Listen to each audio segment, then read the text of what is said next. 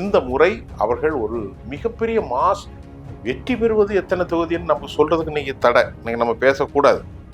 ஆனால் இந்த முறை அவர்கள் எடுக்கக்கூடிய அந்த வாக்கு தமிழ்நாட்டுடைய பரிணாமத்தை மாற்றும். இந்த அரசாங்கத்தை மாற்றணுங்கிறது ஒரு 5% மக்கள் எப்போதுமே anti incumbency, whether they may be DMK or Congress or BJP or whatever may be, that will be done. அது கண்டிப்பாக நடக்கும். டிஎம்கே 1993 அவர்கள் பெற்ற வாக்கு சதவீதம் அதை விட அவங்க வரலாற்றில் எப்பவுமே குறைய மாட்டாங்க. அதை நான் எப்பவுமே மென்ஷன் பண்ணுறேன். ஏன் நான் அதை மென்ஷன் பண்ணுறேன்னா, திமுக கொலகார கட்சி ஆயிட்டப்போ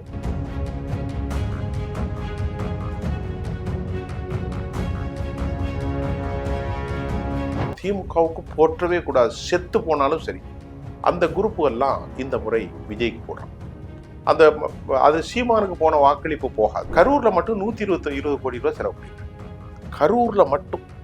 நான் டக்குன்னு செந்தில் பாலாஜான்னு கேட்டேன் பழைய நேரத்தில். இல்லை வேற வேட்பாளர் இருக்காங்க கரூர்ல. கோவையில செந்தில் பாலாஜி தொகுதியில 1/2 கிராம் எல்லாத்துக்கும், 1 கிராம்னா 15,000, 1/2 கிராம். லால்குடியில நல்லா கவனிச்சுக்கிடுங்க, லீமா ஃபாலினா ரீமா ரோஸ், மார்ட்டினுடைய ஒய்ஃப், அந்த அம்மா ஒரு வீட்டுக்குள்ள போய்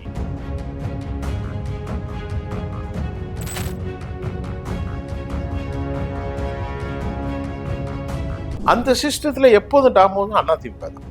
அந்த அடிப்படை கட்டமைப்பு இருக்கு பாருங்க. வட இந்தியாவில் மத்திய பிரதேசத்துல இருக்கு, ஜார்க்கண்ட்ல இருக்கு, உத்தராஞ்சல்ல இருக்கு. அந்த கட்டமைப்பு தமிழ்நாட்டில் பிஜேபியில கிடையாது. பல தொகுதிகளில் தாவேகா 2ஆம் இடம் வரும், பல தொகுதிகளில் அதிமுக வரும், பல தொகுதிகளில் அதிமுக 3ஆவது இடத்துக்கு செல்லும் வாய்ப்புகள் உண்டு.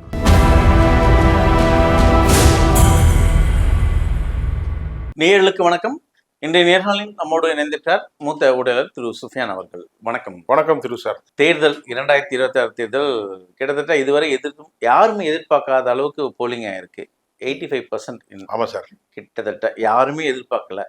விஜய் ஒரு காணொலியில பேசியிருக்காரு, புதுச்சேரியை போல 90% தமிழ்நாட்டில் ஓட்டு பதிவாகணும். அப்படி பதிவாகும் பட்சத்துல தாவேகாவோட ஆட்சி மலரும் அப்படின்னு ஒரு வார்த்தையை விட்டிருக்காரு. அதுவும் இல்லாம இப்போ பல உங்களை போன்ற மூத்த ஊடகர்கள்லாம் பேசும் ஒரு பேச்சு என்னன்னா, திமுகவும் அதிமுகவும் இரு கட்சிகளுக்கும் பிபி ஏத்தி இருக்காரு விஜய் அவர்கள் அப்படின்னு ஒரு பார்வை இருக்கு. நீங்க எப்படி பாக்குறீங்க இந்த தேர்தலை? விஜயோட அலை இருக்கா சார்? நீங்க கேட்டது கிரவுண்ட்ல என்ன நடக்குதுன்னு நீங்க கேட்டிருக்கீங்க சார். முதல்ல நான் இப்ப பேச போறது, நீங்க சொன்னதுல 100% ஒப்புக்கொள்றேன். கடுமையான பதற்றத்தில் திமுக அதிமுகவை கொண்டு நிறுத்திட்டார் நடிகர் விஜய் அவர்கள். அப்புறம் நம்மளை பொறுத்தவரை ஒரு டிஸ்பாரிட்டி இல்லாம தான் பேசணும். அப்பதானே ஒரு செய்தியாளர். எனக்கு என்னன்னா, நேற்று ஒரு 15 பேர்ட்ட நான் கேட்டேன், எல்லாருமே தாவேக்காக்கு தான் ஓட்டு போடுன்னு சொல்றாங்க. எனக்கு அது ஒண்ணுமே புரியல. நானும் என்னுடைய மனைவியும் பூத்துக்கு போயிருந்தோம். அப்போ சின்ன வயசு பிள்ளைங்க, அந்த பிள்ளைகள் என்னுடைய குழந்தை வயசு தானே, 22 வயசு 23, என்னுடைய பிள்ளைக்கு அவ்வளோ வயசு தான் இருக்கும். அம்மா நீங்க எதுக்கு ஓட்டு போடுவீங்க? நாங்கள் தாவேக்காக்கு சார். அப்புறம் தலித் இளைஞர்கள்ட்ட கேட்டேன், நாங்கள் தாவேக்காக்கு தான் போடுவோம். எனக்கு எல்லாரும் கேட்டாலும் தாவேக்கா. இது எனக்கு அதனால சொன்ன உடனே தாவேக்கா தான் ஜெயிச்சிரும் அப்படின்னு நான் சொல்ல வரல. அந்த இடத்துல நான் இல்லை. ஏன்னா தாவேக்கா இழைப்பதற்கு ஒண்ணுமே இல்லை. ஈரான் மாதிரி அவர்கள் இப்பதான் வர்றாங்க, புது பிளேயர். அவங்க என்னத்தை இழக்க போறாங்க? போன தடவை 40% எடுத்தாங்க, அப்படியெல்லாம் ஒண்ணும் இல்லை. இந்த முறை அவர்கள் ஒரு மிகப்பெரிய மாஸ் வெற்றி பெறுவது எத்தனை தொகுதின்னு நம்ம சொல்றதுக்கு இன்னைக்கு தடை, இன்னைக்கு நம்ம பேசக்கூடாது. ஆனால் இந்த முறை அவர்கள் எடுக்கக்கூடிய அந்த வாக்கு தமிழ்நாட்டுடைய பரிணாமத்தை மாற்றும். என்ன அப்படின்னு கேட்டீங்கன்னா, மக்களுக்குள்ள நேற்று ஒரு முஸ்லிம் பையன் அவன் ஊருக்கு போய் ஓட்டு போட்டுட்டு வந்தான். அவன் சொன்னா, ஆனா நான் ஒரு குறிப்பிட்ட கட்சிக்கு தான் ஓட்டு போட்டேன், ஆனா என் ஃப்ரெண்ட் எல்லாருமே தாவேக்காக்கு ஓட்டு போடுறாங்க அப்படின்னு அவன் சொன்னான். ஆனா நான் பல காணொலிகள்ல முஸ்லீம் பசங்கள்லாம் ஓட்டு போடல அப்படின்னு நானே சொல்லியிருந்தேன். அவங்க வழக்கம் போல அது பாரம்பரியமா ஒரு கட்சிக்கு போடுவாங்க, அப்படித்தான் போட்டுக்கிட்டு இருக்காங்க அப்படின்னு சொல்லும்போது, இப்ப வந்தக்கூடிய தகவல்களை பார்க்கிற போது, ஒரு முஸ்லீம் பெண் 50 வயசு, அவங்க கூட தாவேக்காக்கு தான் போடுறாங்க. அவங்க ஹஸ்பண்ட் தீவிரமான திமுக பற்றாளர், திமுக மேடை பேச்சாளர். ஆனா அவருடைய ஒய்ஃபு அப்ப அந்த பையன்கிட்ட கேட்டேன், என்னடா நீ எதுக்கு போட்டா? நான் எங்க அப்பாவுக்குள்ளதான் போட்டேன். என் ஒய்ஃபு உங்க அம்மா என்ன போட்டான்? எங்க அம்மா சொன்னாங்க மாற்றம் வேணும்னு சொன்னாங்க. ஸோ இந்த மாதிரியான ஒரு இன்டென்ஷன் உருவாகுது. அதுக்கு மூல காரணம் திமுக செய்கிற பெரிய தவறுகளை நிறைய பண்ணிருக்காங்க. நேற்று நீங்க பாத்தீங்கன்னா அறநிலைத்துறை அமைச்சர் நடந்து கொண்ட முறையை பாருங்க. சேகர் பாபு உன்னை நான் அந்த இடத்துலயே தொலைச்சிருவேங்கிறான். இது ஒரு மனுஷன் பேசுற பேச்சா? ஒரு கண்ணியமிக்க பதவியில இருக்கு. அது இந்து ஆன்மீக அறநிலைத்துறைக்கு இவரெல்லாம் ஒரு மனுஷன். அதாவது உங்களுக்கு நம்பிக்கை இருக்குன்னா கடவுள் நம்பிக்கை எனக்கு இருக்கலாம், இல்லை அதெல்லாம் வேற விஷயம். இருக்கக்கூடிய பொசிஷன் எவ்வளவு முக்கியமான பொசிஷன் அப்பா நீ இந்த அறநிலைத்துறை அமைச்சர். ஒரு காலத்துல நீ அப்படி இருந்திருப்பா. இப்போ உனக்கு வயசு 70 வயசாச்சு. ஒரு கண்ணியமான பதவியில இருக்கிற. அப்படி உண்மையிலேயே அந்த அசோக் குமாருக்கும் இவருக்கும் பிரச்சனை வந்தாலும் எத்தனை லட்சக்கணக்கான கேமராக்கள், ஆயிரக்கணக்கான நியூஸ் ஊடகங்கள், நூற்றுக்கணக்கான செய்தியாளர் அவர்களுக்கு முன்னால பேசணுங்கிற ஒரு ஒரு சாதாரண பகுத்தறிவு கூட இல்லை பாருங்க சேகர் பாபுக்கு. உன்னை இந்த இடத்துல போட்டு தள்ளிடுவேன், இந்த இடத்துல முடிஞ்சிருவான். இந்த ரவுடிசமும் இந்த பேச்சும் தான் நமக்கு மாற்றம் தேவை அப்படிங்கிற மனநிலை தான் நேற்று ஓட்டு போட்டுருக்காங்க. அப்படி ஓட்டு போட்டோம்னா அவர் 200 சீட்டு பிடிச்சிருவார் அப்படின்னு நான் சொல்லவே வரல. அப்படி சொன்னா எனக்கு அரசியலே தெரியலன்னு அர்த்தம். ஆனால் உண்மையிலேயே ஒரு மாசான ஒரு வாக்கு அவருக்கு கிடைக்கும். அது தமிழ்நாட்டுடைய மொத்த overall perception will be change in coming days. வரக்கூடிய காலங்களில், வரக்கூடிய மாதங்களில் இது நிச்சயமா ஒரு பெரிய மாற்றத்தை தரும். திமுகவுக்கு தூக்கம்ன்றீங்க. திமுக எப்படி தூக்கம் வரும்? திமுக தூக்கமே வராது. அவங்க இப்ப நேற்று ஆலந்தூர் பாரதி என்ன சொல்லியிருக்காருன்னா, அதெல்லாம் ஒண்ணும் இல்லை சார். இப்ப பொதுவாக நம்ம நண்பர்கள் நியூஸ் மினிட்ஸினுடைய நண்பர்கள் நேற்று ஆங்கில சேனல்ல பேசினாங்க. இப்ப அவங்க கூட சொல்றாங்க, பொதுவாக மக்கள் ஒரு கிளர்ச்சியோடு வெளியே வந்தா ஆட்சி மாற்றத்திற்கான அறிகுறி அப்படின்னு சொல்றாங்க. பொதுவா சொல்லுவாங்க. அப்போ ஒரு 68% 70% என்பதை தாண்டி இப்ப நமக்கு ஒரு 75% கணக்கு போட்டுக்கலாம். எப்படின்னா 1 கோடி எத்தனை ஓட்டு லட்சம் நிக்கிருக்காங்க எஸ்ஐஆர்ல? 85 லட்சம். அப்படி இருக்கும்போது நம்ம கிட்டத்தட்ட 85 lakhs போகும்போது 6.5 கோடிங்கிறது இப்ப 5 கோடியே 73 லட்சம் என்னமோ வந்திருக்கு. அப்படி இருக்கும்போது வாக்காளர்கள் வாக்கு சதவீதம் வாக்கு எண்ணிக்கை, அதாவது வாக்காளர்கள் எண்ணிக்கை குறையுதுன்னா அவங்க இல்லை, அவங்க இறந்து போயிட்டாங்க இல்ல வெளியே போயிட்டாங்க. அப்படி இருக்கும்போது வாக்கு சதவீதம் கூடும்ல. அதை வச்சு ஆலந்தூர் பாரதி சொல்றாரு. அவருக்கு ஒரு மனசு சந்தோஷம். அதெல்லாம் அதே தான் சார். வாக்காளர்கள் அதிகரித்திருந்தார்கள், இப்போது வாக்காளர்கள் கண்டெயின் பண்ணப்பட்டு விட்டார்கள். இன்னொரு பார்வை, ஊடகங்களோட பார்வை என்ன, உங்களை போன்றவர்கள் பேசுவது திமுகவோட அந்த திட்டங்கள் தான் இன்னைக்கு மக்கள் வெகுண்டு வெளியே வந்திருக்காங்க. திமுகவை தோற்கடிக்க கூடாது, திமுகவோட திட்டம் அந்த ஓட் பேங்கிங் எல்லாம் மாறி இருக்கு அப்படின்றாங்க. அப்படி யார் சொன்னா? ஊடகங்கள். உண்மை கிடையாது. டிஎம்கேக்கு இருக்கிற பிளஸ் பாயிண்ட்டும் மைனஸ் பாயிண்ட் ரெண்டையுமே நம்ம பேச வேண்டியதா இருக்கு. வாக்குல வெற்றி தோல்வியை பத்தி நான் பேசல. டிஎம்கேக்கு இருக்கக்கூடிய மைனஸ் பாயிண்ட் என்னன்னா, இந்த அரசாங்கத்தை மாத்தணுங்கிறது ஒரு 5% மக்கள் எப்போதுமே anti incumbency, whether they may be DMK or Congress or BJP or whatever may be, that will be done. அது கண்டிப்பா நடக்கும். அதுல அவங்களுக்கு ஒரு 5% வாக்காளர்கள் ஒரு ஆன்டி இன்கம்பன்சி கண்டிப்பா இருக்கு. Point number 1. Point number 2, DMK 1993 அவர்கள் பெற்ற வாக்கு சதவீதம் அதை விட அவங்க வரலாற்றுல எப்பவுமே குறைய மாட்டாங்க. அதை நான் எப்பவுமே மென்ஷன் பண்றேன். ஏன் நான் அதை மென்ஷன் பண்றேன்னா, திமுக கொலகார கட்சி ஆயிட்டப்போ ராஜீவ் காந்தியை கொலை செய்தது திமுக. உங்களுக்கு தெரியும் நினைக்கிறேன். தமிழ்நாடு பட்டி தொட்டிகள் எல்லாம் திமுகவுடைய காரியாலயங்கள் எல்லாரும் அடிக்கப்பட்டு விட்டது. திமுக எல்லாவற்றிலும் தோல்வி அடைந்தது. கடைசியில் அவர்கள் பெற்ற வாக்கு சதவீதம் 23. அம்மையார் செல்வி ஜெயலலிதா அவர்கள் பாட்டுவாங்க ராஜீவ் அசாசினேஷனுக்கு ஆஃப்டர் 58 சம்திங் வாக்கு சதவீதம். அதுதான் அதிமுக உயர்வு, அதுதான் திமுக குறைவு. இந்த 23% இப்போ திமுக ஏறி இருக்கான்னா, அன்னைக்கு கருணாநிதி எல்லாருமே எப்படி பார்த்தாங்க? எதிரியா பார்த்தாங்க, ஒரு வில்லனா பார்த்தாங்க. இன்னைக்கு ஸ்டாலின் வில்லனா பார்க்கல. இன்னைக்கு ஒரு 26%, 25 28க்குள்ள அவங்க சதவீதம் இருக்கு. அன்னைக்கு 23, இது 26. இதுதான் திமுகவுடைய ஓட்டு. இந்த 25% ஓட்டு மழை பெஞ்சாலும் வெயில் அடிச்சாலும் எந்த காலத்திலும் கிடையாது. நல்லா குறிச்சுக்கிடுங்க. நீங்க பாப்பீங்க, நாங்க பாரம்பரியமா சூரியனுக்கு தாங்க சார் போடுவோம், நாங்க பாரம்பரியமா கை சின்னத்துக்கு தான் போடுவோம், நாங்க இலையை தவிர எங்களுக்கு எதுவுமே வாழ்க்கையில தெரியாது. வடநாட்டுக்காரன்ட்ட கேட்டா தாமரஜி தாமரேமா, இப்படி ஒரு குரூப் இருக்காங்க. அந்த குரூப் தான் திமுகவுக்கு 25% விழுக்காடு. இப்ப மொத்தமா போன தடவை 2021 டிஎம்கே பெற்ற வாக்கு சதவீதம் எவ்வளவு? 44%. யாரெல்லாம் சேர்ந்து? டிஎம்கே பிளஸ் அலைன்ஸ் சேர்த்தான். டிஎம்கே மட்டும் இல்லை, டிஎம்கே மட்டும் பெற்றது 40 சம்திங் தான் அது. அப்ப அந்த அலைகள்ல பார்க்கிற போது இப்ப அது 40ஓ 44ஓ இந்த 2 பேரும் சேர்ந்து 80% 85% எடுத்தாங்க போன 21ல. இப்ப விஜய் வந்து பிரிக்க போறது எதுல இருந்து பிரிக்கிறாரு? அதுல இருந்து தான் பிரிக்கணும். 21 எலெக்ஷன்ல நல்லா கவனித்துக் கொள்ளுங்கள். அதிமுக கூட்டணியில பிஜேபி இருந்தது, பாட்டாளி மக்கள் கட்சி இருந்தது, எல்லாமே இருந்துச்சு. அன்னைக்கு அமமுக தனிச்சு நின்றுச்சு, இருந்துச்சா இல்லையா? அன்னைக்கு அமமுக தனிச்சு நின்றுச்சு. அன்றைக்கு தனிச்சு நின்ற கட்சிகள்ல இருக்கக்கூடிய வாக்குகளையும் டிஎம்கே அலையன்ஸ்ல இருந்த இதே அலையன்ஸா இருந்துச்சு. இன்னைக்கு கமலஹாசன் எக்ஸ்ட்ரா வந்துட்டாப்ல. அன்னைக்கு கமலஹாசன் தனிச்சு நின்றார் இல்லையா? மக்கள் நீதிமே தனித்தான் நின்றுச்சு. இப்ப அன்னைக்கு அவருங்க வந்துட்டார். இந்த 84%தான் 84 பிளஸ் சீமான ஒரு 5% 6% எடுத்தாரு 21ல 92. அது போக 8% அப்படி எப்படியுமா போச்சு. அதை விட்டுருங்க. இதுலதான் இன்னைக்கு அவர் விளையாடணும். யாரு?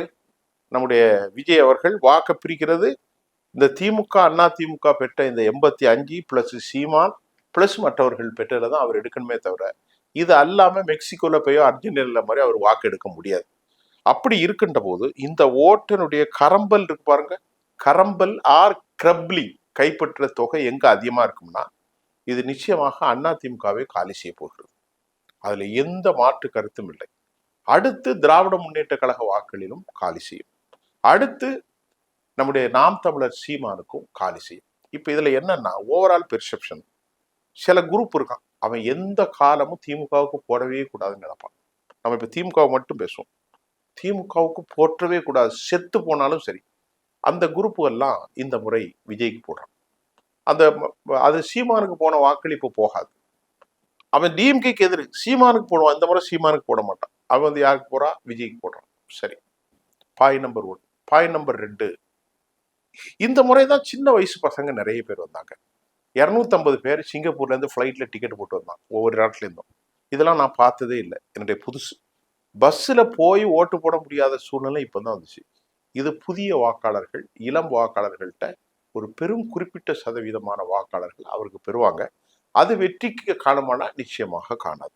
15 லட்சம் யங் வாக்காளர்கள் இப்போ 18 வயசுல இருந்து 50 வயசுக்குள்ள இருக்கக்கூடிய வாக்காளர்கள் ஒரு 2.5 கோடி சில்லறை தான். ஆனால் 50க்கு மேல இருக்கிற 70 80 வயசுன்னு பார்த்தா அது 3 கோடிக்கு மேல இருக்கு. ஆக மொத்தம் 5 கோடி 73 லட்சம். அப்போ இந்த 50 வயசுக்கு மேல உள்ளவங்களுடைய பெரும்பான்மையான வாக்குகள் விஜய்க்கு கிடைக்க போறது இல்லை. சரி, இப்போ இந்த 18 வயசுல இருந்து 50 வயசுக்குள்ளவங்கள 40 45 வயசுல இருக்கிறவங்களுக்கு ஓட்டுகளும் கிடைக்காது, கிடைக்கவும் செய்யும். அப்ப இந்த வாக்குகள் முழுமையாக கிடைத்து விட்டாலும் அவர் வெற்றி பெற முடியாது, அது முழுமையாக கிடைக்காது. இது ஒரு பக்கம். மூணாவது, திமுகவுக்கு இருக்கக்கூடிய சிக்கல் என்னன்னா இந்த ஆன்டி இன்கம்பன்சி இருக்கு பாருங்க, அரசுக்கு எதிராக ஒரு 5% போச்சுன்னா அது ஒண்ணு போயிடும். அதை அவருக்கு காம்பன்சேட் பண்றதா மாசம் 1000 ரூபாய் கொடுத்தது, அடுத்து பொங்கலுக்கு 3000 கொடுத்தது. இதெல்லாம் ஒரு ஷார்ட் பீரியட்ல கொடுத்துருக்குறாங்க. அடுத்து 5000 கொடுத்து 3000 முதல்ல கொடுத்து 2000 ரூபாய் டூருக்கு போகணும்னு சொல்லுது. அடுத்து நாங்க ஆட்சிக்கு வந்தா 2000 ரூபாய் தரேன், 1000 2000 ரூபாய். இது ஒரு டிராஸ்டிக் எஃபெக்டை கண்டிப்பா ஏற்படுத்தும். நல்லா புரிஞ்சுக்கிடுங்க. ஒரு பக்கம் செய்கூலி சேதாரம் என்பது அரசுக்கு எதிரான நிலை. இப்போ அவர்களுக்கு பாசிட்டிவ் அவருடைய நலத்திட்டங்கள். நீங்க கேட்டீங்க இல்லையா, யாராவது ஊடகவியலாளர் கேட்டாங்கன்னு, அது அவர்களுக்கு பாசிட்டிவ் ஏற்படுத்தும். நேற்று கூட ஒரு அம்மா சொன்னாங்க, 1000 ரூபாய் மாசம் குளியரிசி மாதிரி வந்துருது சார். பெரிய விஷயம் தான், நமக்கு பெரிய விஷயம் இல்லை. நம்ம ஒரு காபி கடையில் கொடுத்துட்டு 500 ரூபாய் கொடுத்துட்டு ஈஸியா வந்துடும், வெளியே போயிட்டு வந்துடுறோம். ஒரு ஹோட்டல் போய் சாப்பிடணும் 2000 ரூபாய் வந்துடும். கிராமப்புறங்களில் உள்ளவங்களுக்கு 500 ரூபாய் பெரிய விஷயம், அதெல்லாம் அவர்களுக்கு பெருசாக தெரியுது. அப்புறம் டிஎம்கேல கருணாநிதிக்கு மேல இருந்த அந்த நெகட்டிவ் எஃபெக்ட் ஒன்றும் இல்லை. அப்புறம் டிஎம்கேக்கு ரொம்ப பாசிட்டிவ். நேத்து கரூர்ல மட்டும் 120 கோடி ரூபாய் செலவு பண்ணிருக்கேன். கரூர்ல மட்டும். நான் டக்குன்னு செந்தில் பாலாஜான்னு கேட்டேன் பழைய நேரத்துல. இல்ல வேற வேட்பாளர் இருக்காங்க கரூர்ல. கோவையில செந்தில் பாலாஜி தொகுதியில 1/2 கிராம் எல்லாத்துக்கும், 1 கிராம்னா 15,000, 1/2 கிராம். லால்குடியில நல்லா கவனிச்சுக்கிடுங்க, லீமா ஃபாலினா ரீமா ரோஸ்லி, மார்டினுடைய ஒய்ஃபு, அந்த அம்மா ஒரு வீட்டுக்குள்ள போய் 25 ரூபா கொடுத்துருக்கு. 25னா 25 ரூபா இல்ல, 2000 ரூபா இல்ல, 25,000 ரூபா. இதெல்லாம் நேத்து நடந்த ஒரு குடும்பத்துக்கு 25 ஒரு குடும்பமா ஒரு ஆளுக்கு 25,000 கொடுத்துருக்காரு. அது என்ன சீல் தானே. அவங்க என்ன கணக்கு பண்ணிருக்காங்கன்னா ஒரு 10-20 கோடி இப்படி கொடுத்துருவோம், நமக்கு ஓட்டு விழுந்துரும். அதிமுக ஓட்டு ஏற்கனவே இருக்கு, எப்படி அதிமுக இலைக்குன்னு ஒரு ஓட்டு இருக்கு, இப்ப இப்படி கொடுக்கறதுல ஒரு ஓட்டு ஜெயிச்சிடலாம்ல அப்படின்னு அந்த அம்மா கொடுத்துருக்காங்க. இப்போ ஒட்டுமொத்த தமிழ்நாடு கேவலப்பட்டு போச்சு மொத்தத்துல. அவங்க இப்படி இருக்கும்போது இந்த முறை குறைந்தபட்சம் 50 லட்சம் ஓட்டுக்கு மேலே தான் வாக்கு கிடைக்கும். யாருக்கு? விஜய்க்கு. ஆனால் அது வெற்றி பெறுமா என்பது சொல்ல முடியாது. How is a convert to சக்சஸ்ஃபுல்லா வந்து கான்ஸ்டிடியூஷன்ல வெற்றி பெற்று சீட்டா மாறுமா, லெஜிஸ்லேட்டிவ் அசம்பிளியா மாறுமா, அது நமக்காக சொல்ல முடியும். இந்த தேர்தல்ல விஜய் அலை அடிச்சிருக்குன்றீங்க. டவுட்டே இல்லை. திமுகவும் சரி அதிமுகவும் சரி அவங்க கொடுக்க போகிற அந்த 8000 10,000 அது பேசும் பொருளா இல்லையா? ஏன்னா விஜய்ன்ற ஒரு பிம்பம் இங்க பேசப்படுதா? அது இந்த திட்டங்களை தாண்டி விஜய் என்ற ஒரு நட்சத்திர வேட்பாளர் பேசுறாரா சார்? இப்போ என்னன்னா ஒரு விஷயம் இருக்கு சார். விஜய் வந்து அவருக்கு மைனஸ் பாயிண்ட் பிளஸ் பாயிண்ட் அவருக்குன்னு விடுறது.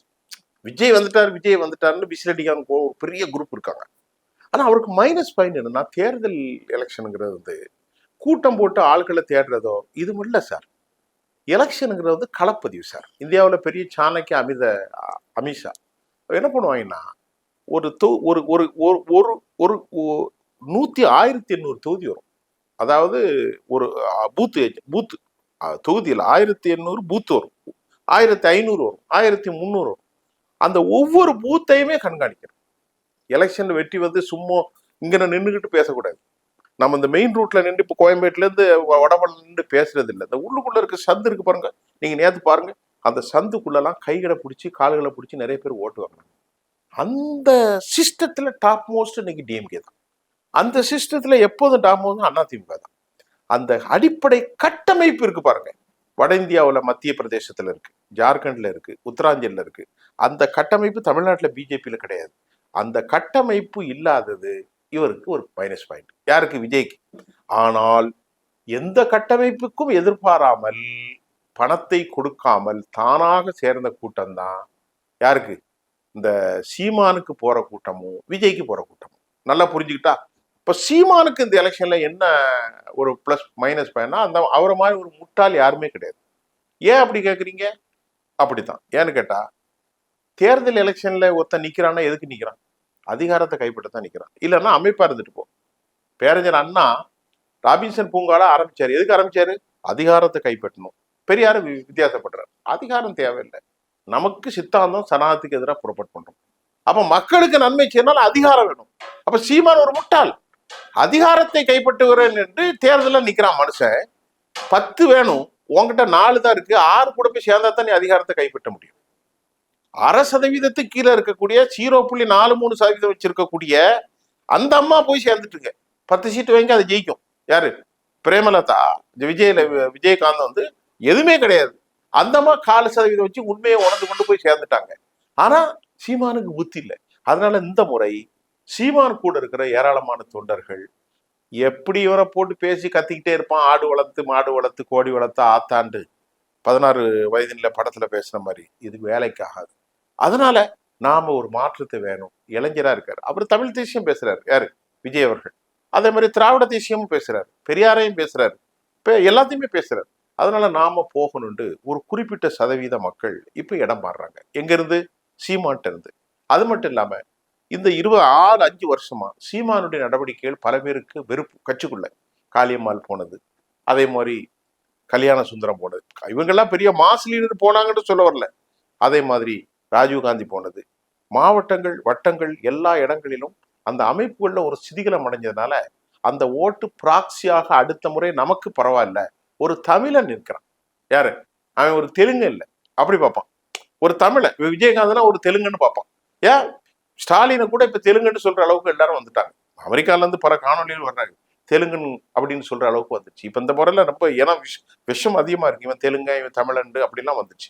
இப்ப இப்படிப்பட்ட பார்வையில அவர்கள் அங்கிருந்து ஓட்டு கன்வெர்ட் ஆகுறதுக்கு ஏராளமான ஸ்கோப் இருக்கு. நாம் தமிழர்களுடைய தம்பிமார்கள், தமிழனாகிய பச்சை தமிழனாகிய SAS, அவன் சைவ புள்ளமா இருக்கிறான், அவருக்கு வாக்கு போடுறதுக்கு வாய்ப்பு இருக்கு. அது ஒண்ணு. நாம் தமிழர் திராவிட முன்னேற்ற கழகத்தின் மீது கட்சிக்காரன் எங்க மாத்தவே மாட்டான். திமுக காரன் உயிரே போனாலும் சரி அவன் அதுக்கு தான் போடுவான். ரெட்டலக்காரன் அதுக்கு தான் போடுவான். ஆனால் பொதுமக்களில் டிஎம்கேக்கு பாதி ஓட்டு இந்த பக்கம் போகுது, மீதி ஓட்டு டிஎம்கேக்கு உள்ளது. டிஎம்கேடைய நலத்திட்டங்கள் பெரிய எக்ஸ்போர்ட் ஆயிருக்கு, இல்லைன்னா சொல்ல முடியாது. டிஎம்கேயோட லோக்கல் ரவுடிகளுடைய வேலை, இந்த மாதிரி சேகர் பாபுடைய வேலை, கவுன்சிலர்களுடைய அடிதடி, அப்புறம் மணல் கொள்ளைகள், அங்க ஜாஃபர் சாதிக்கு அடிச்சு சாவடிச்சது, இதையெல்லாம் வாயை திறக்காத நம்ம மௌனியான நம்ம ஸ்டாலின் எலெக்ஷன் டைம்ல எல்லா வீட்லயும் போய் டீ குடிக்கிறீங்க, டெய்லி போகக்கூடாது. மாசத்துக்கு ஒரு தடவை போலாம் ஐயா. நீ 5 வருஷத்துக்கு ஒரு தடவை போறிய, ஒரு மாசம் ஊருக்க போலாம், 6 மாசத்துக்கு ஊருக்க போலாம். இப்ப போய் ஒரு மீனை வீட்டுல போய் வஞ்சர் மீனை வாங்கி சாப்பிட்றான், இப்ப போய் அவன் வீட்டுல போயிட்டு ஒரு டீயை வாங்கி குடிக்கிறான். ரைட், நல்லதுதான். அப்ப இந்த மாதிரி ஒரு வகை. இது அல்லாம டிஎம்கே பிளஸ் பாயிண்ட் அதனுடைய திட்டங்கள், அதனுடைய பூத்து கமிட்டியுடைய ஒர்க்குகள், மூன்றாவது பெரிய அளவிலான பணப்போக்கு. முக்கியமா இப்போ நீங்க பேசின அந்த பணநாயகம், நான் பேசுறது சரியா தப்பா? கரெக்ட் தான். இந்த பணம் இன்னைக்கு தேர்தலில் நல்ல விளையாட்டு, பயங்கர விளையாட்டு. இப்போ நான் சார்ந்த பகுதிகளில் பார்க்கும்போது திமுக இதுல பணம் கொடுக்கல அப்படின்றாங்க. ஏன்னா இது ஜெயிக்கிற கட்சி, அதனால பணம் வரல. அதிமுக பக்கம் எங்களுக்கெல்லாம் பணம் வந்தது அப்படின்ற ஒரு சில தொகுதிகளை நாங்க கேள்விப்பட்டோம். நானும் களத்துல இருந்தேன். அவங்கெல்லாம் இல்ல ஏன்பா திமுக தரலன்னு ஒரு கேள்வி போட்ட போது, இல்ல அவங்க ஜெயிக்கிற கட்சியா இருக்காங்க அதெல்லாம் தரல, அதிமுக பக்கம் எங்களுக்கெல்லாம் பணம் வந்தது அப்படின்றாங்க. தாவேக பக்கம் பணம் வந்ததுன்னா சில தொகுதிகள் தான், தாவேக பக்கம் வெள்ளிவாக்கம், இது போன்ற தீநகர், இது போன்ற தொகுதிகள் தான் சில தொகுதிகள், பேர் ரொம்ப குறிப்பிட விரும்பல. அப்படி அதிமுக தான் இதுல இந்த இதுல பங்கு அதிகமா போட்டு இருக்காங்களோ? அதிமுக எனக்கு தெரிய 10 கோடி ரூபா கொடுக்கறதாக தகவல். டிஎம்கே 25. நம்மளாம் எண்ணி பார்த்தோம், எல்லாம் வரக்கூடிய செய்தி தான். ஆனா நீங்க சொன்ன மாதிரி அமுத்திருப்பானோ, நம்ம தான் ஜெயிச்சிருவோமே அப்படி ஒரு ஓவர் நம்பிக்கையில இப்போ ஸ்டாலின் போய் எண்ணி போய் கொடுக்க போறது இல்லையே. இப்போ பாருங்க, நீங்க ஒரு கருத்தை சொன்னீங்க, ஆரம்பத்திலே ஊழல் கட்சியா மாறி போச்சு தாவேகா. என்ன ஆதவ அர்ஜுன்ட்டு இருந்து என்ன நேரமே எதிர்பார்க்க முடியும்? நீங்களே சொல்லிட்டீங்க யதார்த்தமா. அப்ப ஆதவ அர்ஜுனா அவன் அத்தை 25 ரூபா கொடுக்குது. ஆதவ அர்ஜுன் மாமா பெரிய லாட்ரி ஏஜென்ட், இப்ப அவரும் கொடுக்குறாரு. அப்ப ஆரம்ப கட்டத்துல இப்படித்தான் வருவாங்க.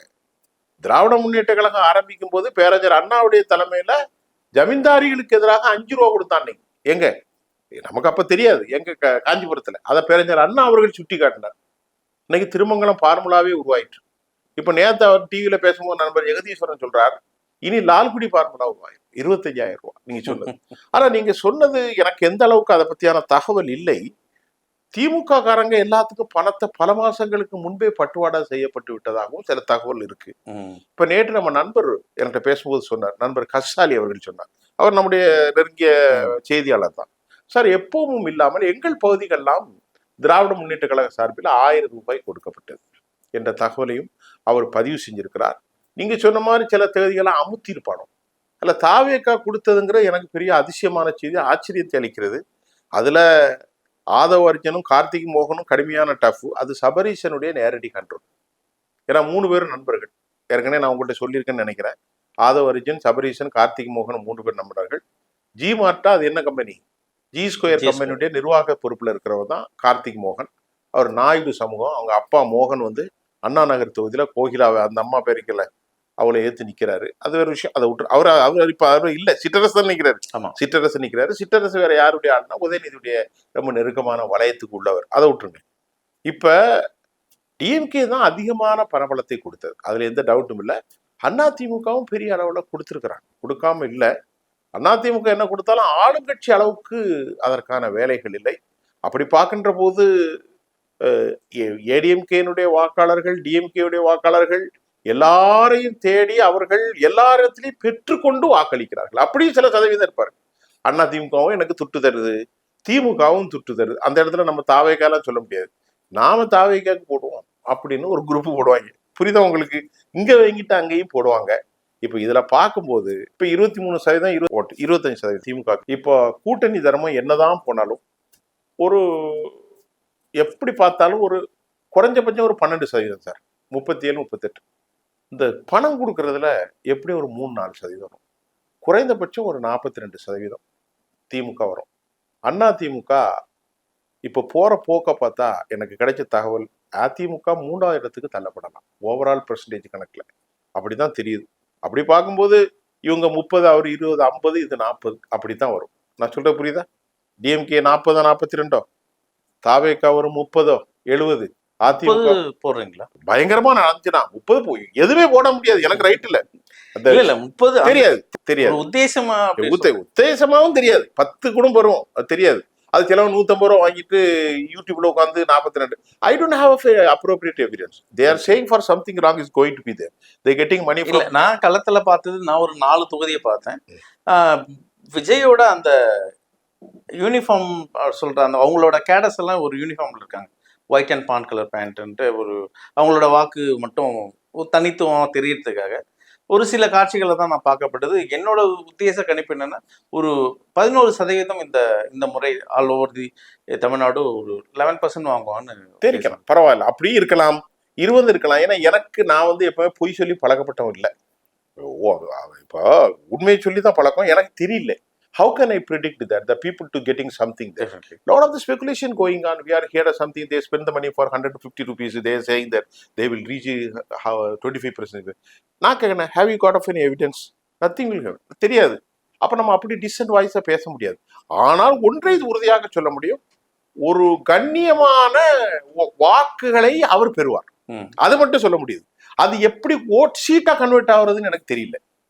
அது சீட்டா கன்வெர்ட் ஆனால் இந்த போட்டியாளர்களாக அதிமுகவும் விஜயும் இருப்பார்கள் என்றுதான் நம்ப முடியும். 2ஆம் கட்டத்துக்கு விஜய் வந்திருக்கார், இப்படி ஒண்ணா எடுத்து வரலாம். சில நிறைய இடங்கள்ல வந்துருவாரு. அது டவுட்டே இல்லை. நிறைய இடத்துல இந்த தேர்தல் விளம்பரம் ஒரு பெரிய பங்காற்றி இருக்கு. ஆமா இல்லையா?